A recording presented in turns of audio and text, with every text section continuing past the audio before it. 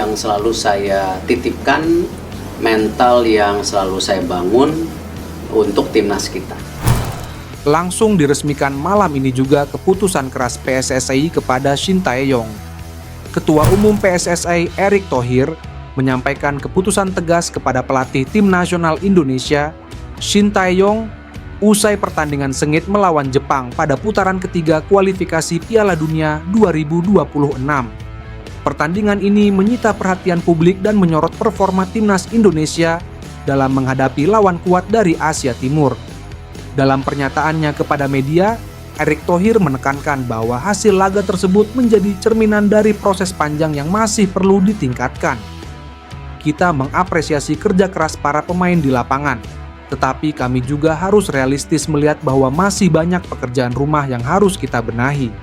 Shin Tae-yong dan stafnya telah melakukan berbagai persiapan, namun hasilnya harus menjadi pelajaran bagi kita semua, ungkap Erick.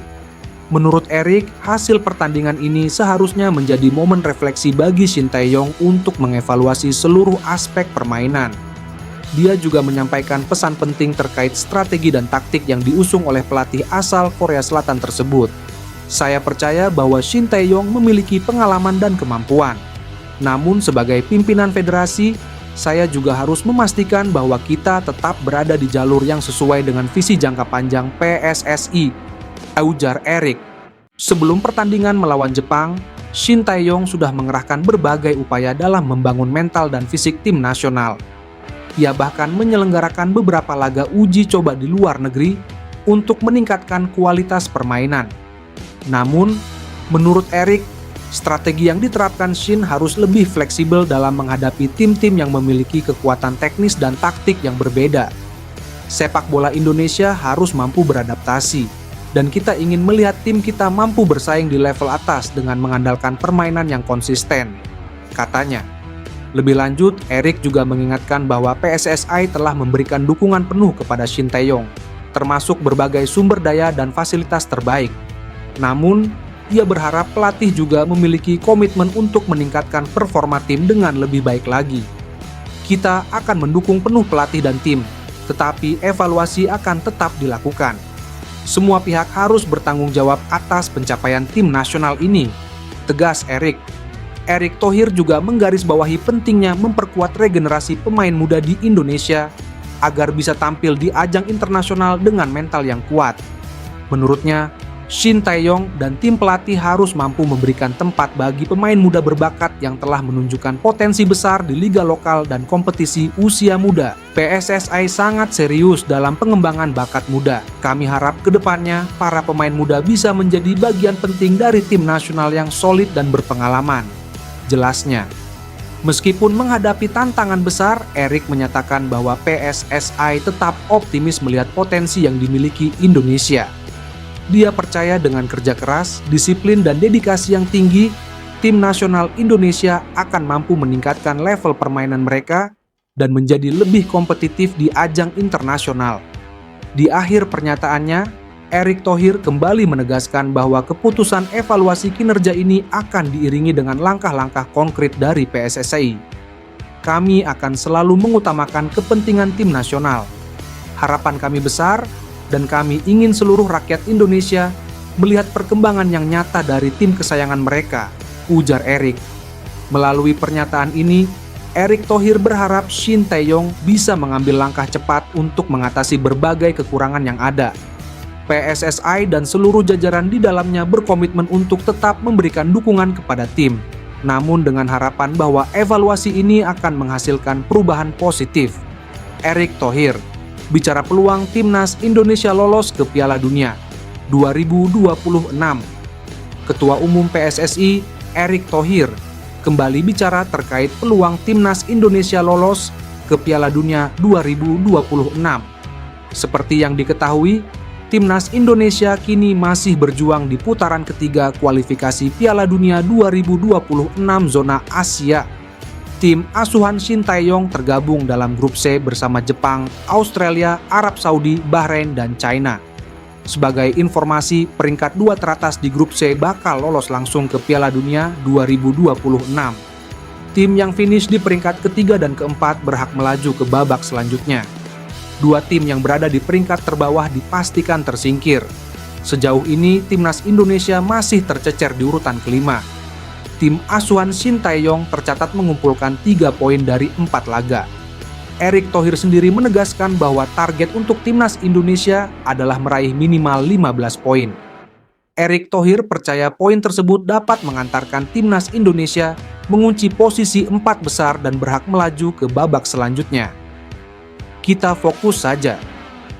Kan targetnya kemarin 15 poin. Kemarin tangga targetnya 15. Nah, kemarin dari game baru ada 4 game 3 poin. Ya, kalau ternyata beberapa game depan kita menang-menang ya, posisi 3-4 masih dimungkinkan kita coba, kata Erick Thohir. Sementara itu, timnas Indonesia harus menghadapi tantangan berat di bulan November ini. Bagaimana tidak, skuad Garuda harus melawan 2 negara langganan Piala Dunia, yakni Jepang dan Arab Saudi. Timnas Indonesia ditantang Jepang pada 15 November 2024. Rafael Struijk DKK lalu melawan Arab Saudi pada 19 November 2024. Kabar baiknya, 2 laga tersebut digelar di kandang timnas Indonesia, yakni Stadion Utama Gelora Bung Karno, SUGBK, Jakarta. Harapan Erick Thohir jelang timnas Indonesia versus Jepang dan Arab Saudi.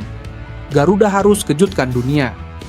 Ketua Umum Ketum PSSI Erick Thohir berharap tim nasional Timnas Indonesia dapat mengejutkan dunia saat melawan Jepang dan Arab Saudi di kualifikasi Piala Dunia 2026 zona Asia. Kejutan yang dimaksud adalah Garuda mampu merebut poin, mau itu menang atau seri, saat menghadapi 2 tim kuat Asia tersebut. Seperti diketahui, timnas Indonesia tengah mematangkan persiapannya melakoni 2 laga kandang melawan Jepang dan Arab Saudi. Laga itu merupakan lanjutan grup C babak ketiga, kualifikasi Piala Dunia 2026. Sesuai jadwal, skuad Garuda lebih dulu menantang Jepang di Stadion Utama Gelora Bung Karno, SUGBK, Jakarta, Jumat, 15 November 2024, pukul 19.00 waktu Indonesia Barat. Lalu 4 hari berselang, timnas Indonesia menjamu Arab Saudi di lokasi yang sama. Sebelum laga kontra Jepang, Erick menyempatkan diri untuk melihat sesi latihan timnas Indonesia pada Rabu, 13 November lalu. Pria yang juga menjabat sebagai Menteri BUMN itu mengatakan bahwa semua pemain optimistis dan berharap bisa membuat kejutan di 2 laga kandang. Optimis, saya melihat optimis. Jadi saya berharap kita membuat kejutan di 2 game ini, kata Erick kepada awak media usai melakukan inspeksi di SUGBK, Jakarta Kamis, 14 November 2024. Lebih lanjut, Erick buka-bukaan soal peluang timnas Indonesia lolos ke Piala Dunia 2026. Dia ingin skuad Garuda untuk fokus menatap pertandingan yang tersisa demi menjaga asa agar lolos. Kita fokus saja. Kan targetnya kemarin 15 poin, ya. Nah, kemarin dari 4 pertandingan, dapat 3 poin. Ya, kalau ternyata beberapa pertandingan ke depan kita menang, ya posisi 3-4 masih dimungkinkan kita coba, terang Erick. 2 laga kandang yang berat tentunya bagi timnas Indonesia. Namun diharapkan, pasukan Shin Tae-yong bisa mencuri poin dari 2 laga kandang itu guna menjaga asa ke Piala Dunia 2026. Timnas Indonesia saat ini masih terkunci di posisi 5 dengan koleksi 3 poin, hasil dari 3 imbang dan 1 kalah. Adapun skuad Garuda ditargetkan untuk finish 4 besar pada klasemen akhir grup C, demi melanjutkan perjuangannya lewat babak keempat. Kualifikasi Piala Dunia 2026 zona Asia